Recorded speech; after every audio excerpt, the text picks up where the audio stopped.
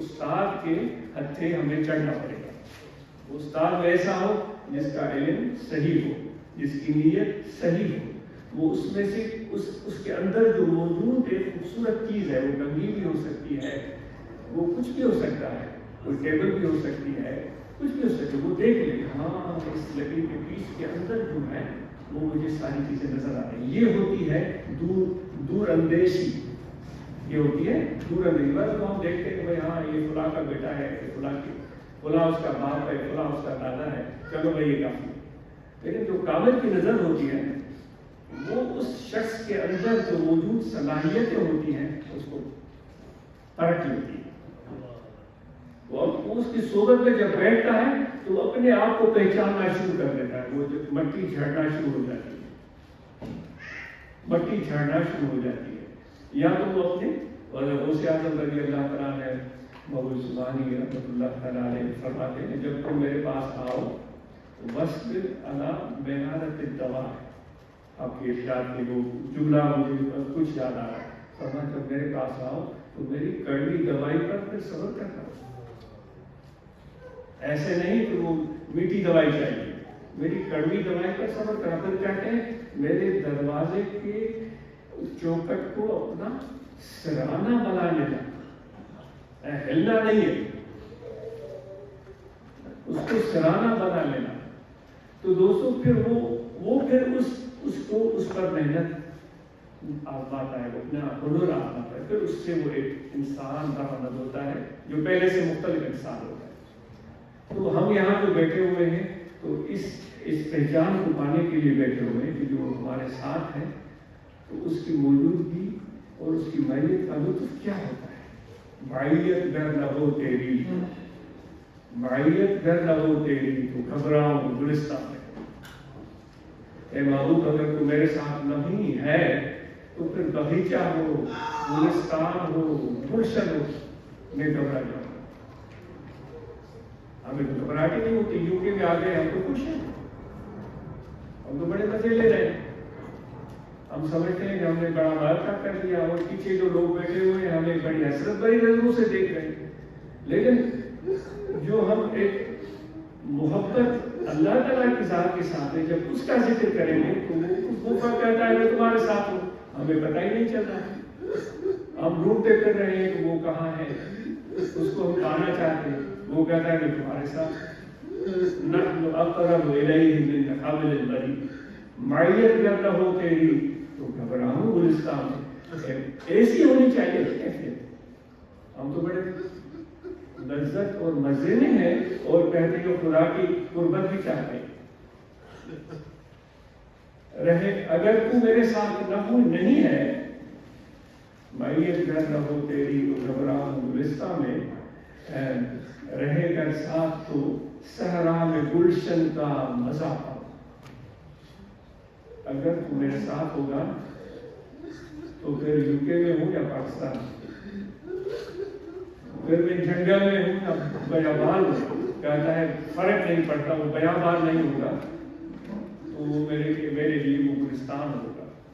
ये है महबूब की मैयत की पहचान।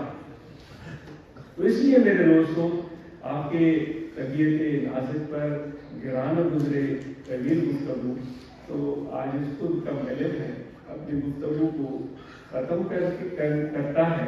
तो जो बातें अर्ज़ की गई थी यहाँ पर अल्लाह तबारक व तआला की मैयत का एहसास, और फिर एक और मिसाल भी है। हमारे सिंध के बड़े शायर गुजरे मियां बख्त, वो कहते हैं कि वो अपने अंदाज में वो शेर तो बड़े लाजवाब है, आज उसको याद नहीं है। वो कहते हैं कि मेरी मुलाकात हुजूर अलैहिस्सलाम की नैन मुबारक से हुई। उनकी अपना अंदाज है। वो कहता है मैंने उस नैन से पूछा कि ये तुझे शर्फ कैसे मिला कि तुम महबूब के कदमों में आ गई हो, और फिर तुम्हें ये शर्फ कैसे मिला। वो शायर है, वो शायराना गुफ्तगू करते हैं, कैसे मिला कि तुम जमीनों से उठकर अर्श बरी तक चली गई। उस नारे मुबारक से वो गुफ्तगू कर अर्श बरी तक चली गई। जो हमने सुना है तकारीर रवायत में कि जब बारगाह इलाही में हाजिर होने का मौका हुजूर अलैहिस्सलाम को मुयस्सर हुआ تو آپ نے نالین مبارک اتارنے نہیں کی یا عرش کی طرف بڑھتے ہوئے اتارنے کی کوشش کی، تو اللہ تعالیٰ نے فرمایا نہیں، نالین کے ساتھ آ جاؤ۔ تو جو علماء سے سنا ہے، آج اس کو اس کی کوئی تحقیق نہیں ہے، تو پھر وہ کہتے ہیں یہ بھی شرف ملا کہ تم عرش پر گئی اور یہ حکم ہوا کہ نالین مجھے تم بتاؤ۔ تو پھر وہ نالین اپنی بات سناتی ہے، اے وقت سن، میں تو ایک ادنا سا جانور تھا، یعنی جانور تھا، مجھے پھر جانور کو جو ہر شخص ہانستا ہے، بھگاتا ہے، گھاس کھلاتا ہے، نہیں کھلاتا، ایسا ہی جانور تھا۔ مجھے مجھ پر ایک کسائی کی نظر پڑی، اس نے پسند کر لیا، 4 روپے دے کر مجھے خرید لیا، لے گیا مجھے کسی بزبہ خانے میں، مجھے لٹا دیا، پھر اس نے چھری پھیری، میں تڑپنے لگی، میرا خون بہنے لگا، میں سمجھ گئی کہ میں گئی کام سے، میں تو ختم ہوں نہیں۔ پھر اس نے اپنے تیز ترار جو اس کے چاقو تھے، جو اس کی مختلف اوزار تھے، وہ مجھ پر وہ چھریاں پھینکنا شروع کر دی، میرے ٹکڑے ٹکڑے کر دیے، اور میرے اس جسم کی کھال اس کو اتار کر پھینک دیا۔ پھر اس نے اس کھال پر کسی اور نے اس کھال کو قسم کیا، کچھ پیسے دیے، وہ پوری کہانی بتا رہا ہے، اور اس پر نمک چھڑکا، کیا نمک پڑا، میں تو جل گئی۔ نمک جب لکڑی پر پڑتا ہے تو کیا ہوتا ہے؟ پھر اس نے پھر وہ ساری باتیں بتاتے بتاتے کہتا ہے، پھر میں کسی موچی کے ہاتھ کر گئی، اس نے سن کیا، واہ واہ یہ کیا اچھا چمڑا ہے۔ پھر اس نے اپنی زور آزمائی شروع کر دی، پھر مجھے کاٹا پیٹا، اور پھر مجھے ایک کسی سانچے میں ڈال دیا، پھر مجھے میرے اوپر اپنے زوردار مترکوں سے مجھے مارا پیٹا، پھر مجھے سلائی کی، میری سلائی کی، میں دیکھتی رہی سارا منظر، یہ کیا ہو رہا ہے، تکلیف برداشت سے باہر تھی۔ لیکن پھر ایک موقع پر میں ایک شکل اختیار کر لی، اس نے یوں اٹھا کے دیکھا اور کہا ہاں اب یہ صحیح ہے، وہ وقت فقیر کہتا ہے ہاں یہ ٹھیک ہے، پھر کہتا ہے وہ لے گیا بازار میں، وہ کسی دکان پر جا کر اس نے اس کو بیچ دیا چند روپوں کے عوض۔ اس دن حکم ہوا تھا کہ محبوب کے قدموں کے لیے کوئی نالین چلا، کوئی محبت والا چلا گیا تھا مارکیٹ میں، اس نے سینکڑوں جوتیاں دیکھی، کوئی پسند نہیں آئی، اس شخص کی نگاہ انتخاب مجھ پر پڑی، مجھے اٹھایا اور خریدا اور جا کر محبوب کے ہاتھ میں پیش کیا، اور اس نے پسند کیا، اس نے اپنا پاؤں ڈال دیا، اس دن مجھے یہ شرف مل گیا ہے۔ تو دوستو یہ شرف اور شان ایسے گھر بیٹھے نہیں ملتا، اور صرف کھانا کھانے سے، لنگر کھانے سے، یا عیش اڑانے سے، یا کچھ تعریفیں کرنے سے نہیں ملتا، اس کے لیے بڑے ظلم اور ستم جسم پر سہنے پڑتے ہیں۔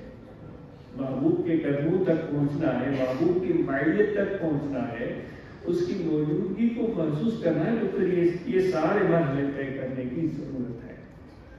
تو آخر میں طریقے ذکر یہ بڑی مسرت ہوئی دوستوں کی کوششوں کا سن کر، وہ الحمدللہ صرف ذکر کی محفلیں سلاؤ اور ڈروی نیلسن بولٹن اور کافی علاقوں کے دوست منعقد کر رہے ہیں۔ ایک چھوٹی سی شمع روشن کی ہے اس سالوں سے، اس شمع کو جو ہے وہ دوست اپنے ہاتھوں سے یوں سنبھال کے بیٹھے ہوئے ہیں، بجھنے نہ پائے، یہ بھی ہے، یہ بھی اللہ کا تعالیٰ کا کرم ہے۔ اور اس شمع کو روشن کرتے کرتے 10 اور شمعیں روشن ہوئی ہیں، اور یہ شمعیں انشاءاللہ بڑھیں گی۔ ایک بلب روشن ہوتا ہے تو اندھیرا بھاگتا ہے، لیکن پھر بھی ہوتا ہے، 2 بلب روشن ہوتے ہیں تو اور روشنی، 10 بلب روشن ہوتے ہیں اور روشنی، 50 اور روشنی۔ تو یہ الحمدللہ یہ شمع سے شمع روشن ہو رہی ہے۔ تو دوستوں کو آفرین ہو، آپ کو شاباش ہو، آپ ہی الحمدللہ خدا نے آپ کو منتخب کیا ہے۔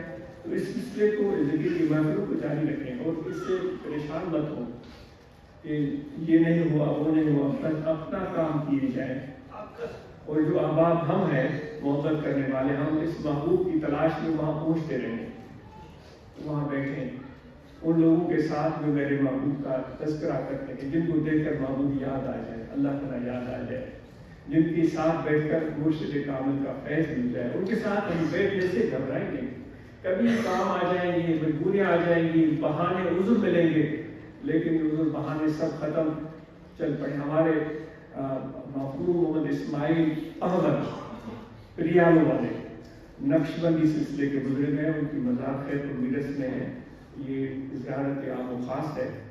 وہ مفتو محمد راشد کی روزہ دھڑی کے پہلے مرشد تھے. پھر بعد میں مختوم محمد راشد نے سلسلہ قادریہ میں اجازت حاصل کی تھی. تو ان کی خدمت میں ایک شخص آتا تھا ہر سال، مختوم اسماعیل